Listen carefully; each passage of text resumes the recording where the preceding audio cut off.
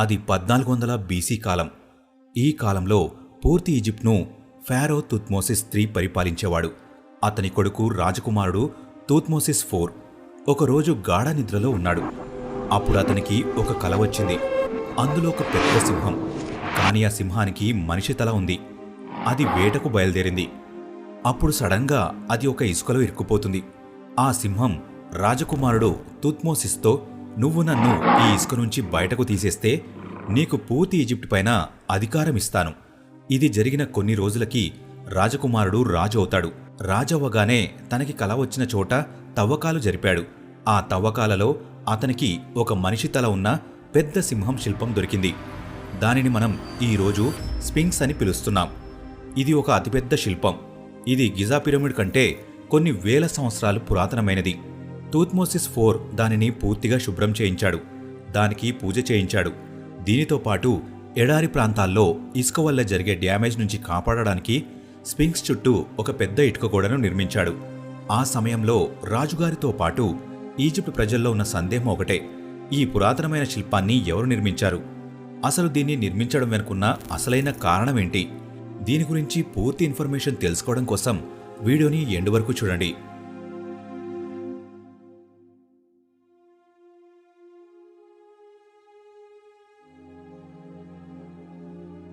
Friends, చాలా శతాబ్దాల వరకు స్ఫింక్స్ ఈ విధంగానే ఉంది.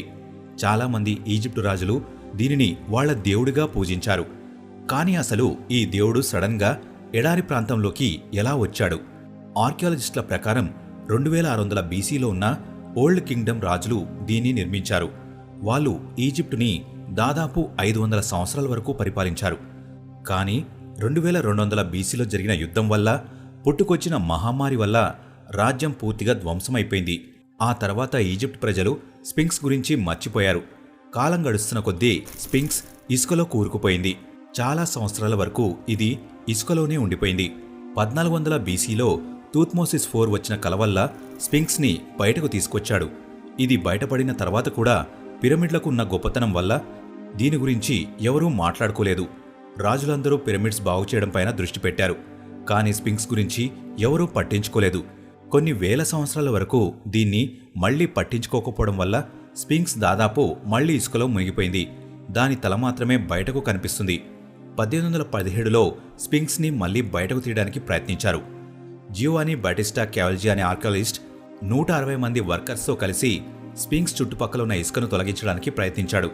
కానీ మంచి ఎక్విప్మెంట్స్ లేకపోవడం వల్ల వాళ్లు ఎంత వేగంగా చుట్టుపక్కల ఉన్న ఇసుకను తీసేసినా సరే మళ్లీ అక్కడికి అంతే వేగంగా ఇసుక వచ్చి పడిపోతుంది. అందుకనే స్ఫింక్స్ని బయటకు తీసే ప్రయత్నంగానే మిగిలిపోయింది. 1930లో ఈజిప్ట్ ఆర్కియాలజిస్ట్ సెలీం హసన్ ఒక పెద్ద టీంతో కలిసి స్ఫింక్స్ని ఇసుక నుంచి బయటకు తీయడానికి ప్రయత్నించారు. ఆ ప్రయత్నంలో వాళ్లు విజయం సాధించారు. మొట్టమొదటిసారి పూర్తి స్ట్రక్చర్ ఇసుక నుంచి బయటకు తీశారు. అందరూ ఈ పూర్తి స్ట్రక్చర్ని చూశారు. కానీ ఇప్పటికీ కూడా దీని గురించి చాలా మందికి తెలియని ఎన్నో రహస్యాలు ఉన్నాయి. 1863లో ఫ్రెంచ్ ఆర్కియాలజిస్ట్ అగస్టీ మ్యారియట్కి స్ఫింక్స్ దగ్గర దొరికిన ఒక రాయి మీద 2500 బీసీలో ఈజిప్ట్ని పరిపాలించిన రాజు బొమ్మను చూశాడు. దీనితో పాటు అతనికి స్ఫింక్స్ చుట్టూ 24 పిల్లర్స్ కనిపించాయి. ప్రతి పిల్లర్ దగ్గర ఒక చిన్న రూమ్ కూడా ఉంది. స్ఫింక్స్ చుట్టూ కొన్ని వేల సంవత్సరాల నుంచి ఇసుకలో ఉండిపోయిన 132 మీటర్ల పెద్ద గోడ కూడా అగస్టీ కనిపెట్టాడు. కానీ స్ఫింక్స్ చుట్టూ ఇవి దొరకడానికి కారణమేంటి? స్విస్ ఆర్కియాలజిస్ట్ హార్బెర్ట్ రిక్ స్ఫింక్స్ దగ్గర దొరికిన రెమినెంట్స్ పైన 1960లో రీసెర్చ్ చేశాడు. ఆ రీసెర్చ్లో స్ఫింక్స్ చుట్టూ దొరికిన పిల్లర్లు, గోడలు ఒక మందిరం అని తెలిసింది. ఈ మందిరంలో స్ఫింక్స్ ఒక దేవుడి విగ్రహం లాంటిది. ఈ మందిరం సూర్యుడిది. ఇక్కడ దొరికిన 24 పిల్లర్లు మన రోజులో ఉండే 24 గంటలను సూచిస్తాయి. దీంతో పాటు మార్చి సెప్టెంబర్ సమయంలో మనం స్ఫింక్స్ దగ్గర ఒక గొప్ప దృశ్యాన్ని చూడవచ్చు. సూర్యుడు అస్తమించినప్పుడు సరిగ్గా స్ఫింక్స్ భుజం నుంచి అస్తమిస్తాడు. దీని గురించి ఇంకా ఆశ్చర్యకరమైన డిస్కవరీ సరిగ్గా 10 సంవత్సరాల తర్వాత జరిగింది. 1970లో కొంతమంది అమెరికన్ టూరిస్టులు స్ఫింక్స్ దగ్గర నుంచి ప్రయాణిస్తున్నారు. సరిగ్గా వాళ్ళకి 1 కిలోమీటర్ దూరంలో ఒక గుర్రం ఇసుకలో ఏదో కాలికి తగలడం వల్ల గుర్రంతో పాటు దానిపైన కూర్చున్న మహిళ కూడా కింద పడింది. ఆ తర్వాత వాళ్ళందరూ డీటెయిల్గా చూసినప్పుడు అక్కడ కొన్ని ఇటుక గోడలు కనిపించాయి. ఆర్కియాలజిస్టులు ఇక్కడ రీసెర్చ్ చేసిన తర్వాత ఇది ఒక శ్మశాన వాటికని తెలిసింది. ఇందులో దాదాపు 600 సమాధులు ఉన్నాయి. ప్రతి సమాధి దగ్గర వాళ్ల పేర్లు కూడా ఉన్నాయి. ఇది జరిగిన 9 సంవత్సరాలకి లేనర్ అనే ఆర్కియాలజిస్ట్ ఇక్కడ త్రవ్వకాలు జరిపి ఎన్నో కట్టడాలు కనిపెట్టారు. ఇక్కడ కేవలం ఒక శ్మశాన వాటిక మాత్రమే కాదు, ఒక పాత నగరం కూడా ఉందని వాళ్లు గుర్తించారు. ఇది దాదాపు 10 ఫుట్బాల్ ఫీల్డ్ అంత విశాలంగా ఉంది. ఇక్కడ ఎన్నో చిన్న ఇళ్ళు, రోడ్లు కూడా ఉన్నాయి. రీసెర్చర్ల ప్రకారం ఇది పాతకాలంలో నిర్మించారు. ఈ నగరంలో దాదాపు 1600 నుంచి 2000 మంది జీవించేవారు. అసలు స్ఫింక్స్ ఏ కాలం నాటిది? ఆర్కియాలజిస్టులు కూడా దీనికి సమాధానం కనుక్కోలేకపోయారు. కానీ ఆర్కియాలజిస్టుల ప్రకారం స్ఫింక్స్ 2540 బీసీ సమయంలో ఓల్డ్ కింగ్డమ్ 4వ డైనస్టీ ఫారో కఫ్రీ కాలంకి సంబంధించినది. అతని ముఖమే మనకు ఈ స్ఫింక్స్ పైన కనిపిస్తుంది. దీంతో పాటు స్ఫింక్స్ దగ్గర దొరికిన కొన్ని ఆధారాలతో ఆర్కియాలజిస్టులు కొన్ని థియరీలు చెప్తున్నారు. వాళ్ల ప్రకారం స్ఫింక్స్ దాదాపు 10,000 సంవత్సరాలకు ముందే నిర్మించారని తెలిసింది. అంటే గిజా పిరమిడ్ కంటే దాదాపు 2 రెట్లు పాతదే. స్ఫింక్స్ పైన జరిగిన రీసెర్చ్లో ఇది నిర్మించడానికి ఉపయోగించిన సున్నపు రాళ్లు చాలా తేమను అబ్జర్వ్ చేసుకుంటాయి. దీంతో పాటు స్ఫింక్స్ పైన నీటి గుర్తులు కూడా ఉన్నాయి. ఇది ఒక ఆశ్చర్యకరమైన విషయం, ఎందుకంటే సహారా లాంటి ఎడారి ప్రాంతాలలో నీటి గుర్తులు దొరకడం అనేది ఒక అద్భుతమైన విషయం. అసలు అక్కడ ఎప్పుడు వర్షం పడదు. అలాంటి పరిస్థితులలో నీటిని అబ్జర్వ్ చేసుకోవడం ఎలా సాధ్యం? దీని గురించి ఈ ఆర్కియాలజిస్టులు మాట్లాడుతూ స్ఫింక్స్ పిరమిడ్ల కంటే చాలా పురాతనమైనదని చెప్తున్నారు. ఎందుకంటే ఆర్కియాలజిస్టుల ప్రకారం ఇప్పుడు స్ఫింక్స్ ఉన్న ఎడారి ప్రాంతం 8500 బీసీ కాలంలో నీళ్లు, చెట్లు ఉన్న ఒక ప్రాంతమని చెప్తున్నారు. అందుకనే ఈ స్ఫింక్స్ చాలా పురాతనమైనదని చెప్తున్నారు. ఈ కాలంలోనే స్ఫింక్స్ నిర్మించి ఉంటారని ఆర్కియాలజిస్టులు అంటున్నారు. ఆ సమయంలో పడిన వర్షాల వల్లనే ఇందులోకి నీళ్లు వెళ్లి ఉండవచ్చు. కానీ 3500 బీసీ నుంచి 1500 బీసీ మధ్యలో సహారాలో చాలా మార్పులు జరిగాయి. ఈ పచ్చగా ఉండే ప్రాంతం ఒక ఎడారి ప్రాంతంగా మారింది. దీని గురించి ఇంకొక థియరీ కూడా ఉంది. 1989 రాబర్ట్ బావల్ ఒక పేపర్లో నైల్ నది, గిజా పిరమిడ్లు కలిసి ఒక 3D హోలోగ్రామ్ లాగా కనిపిస్తుందని పబ్లిష్ చేశాడు. వీటితో ఓరియన్ గ్యాలక్సీలో ఉన్న 3 నక్షత్రాల సరైన రిఫ్లెక్షన్ లాగా కనిపిస్తుంది. ఆ నక్షత్రాలు 10,000 సంవత్సరాలకు ముందు ఈ పిరమిడ్స్తో అలైన్గా ఉండేవి, అంటే ఒకే లైన్లో ఉండేవి. ఈ 2 థియరీల ప్రకారం స్ఫింక్స్ దాదాపు 10,000 సంవత్సరాల క్రితం నాటిదని తెలిసింది. దీని వయసు మాత్రమే కాదు, ఈ స్ట్రక్చర్లో ఉన్న రహస్యమైన మార్గాలు కూడా ఒక మిస్టరీనే. స్ఫింక్స్లో ఉన్న రహస్యమైన మార్గం దీని ముఖం దగ్గర ఉంది. 15th సెంచరీ సైంటిస్ట్ జాన్ హెల్ఫ్రిక్ తన కథ గురించి చెప్తూ ప్రపంచానికి స్ఫింక్స్ గురించి చెప్పాడు. ఆ కథ ప్రకారం 1565, 1566లో అతను స్ఫింక్స్ని చూడ్డానికి వెళ్ళాడు. అక్కడ ఉన్న ఒక పూజారి ఒక సీక్రెట్ మార్గం గురించి చెప్పాడు.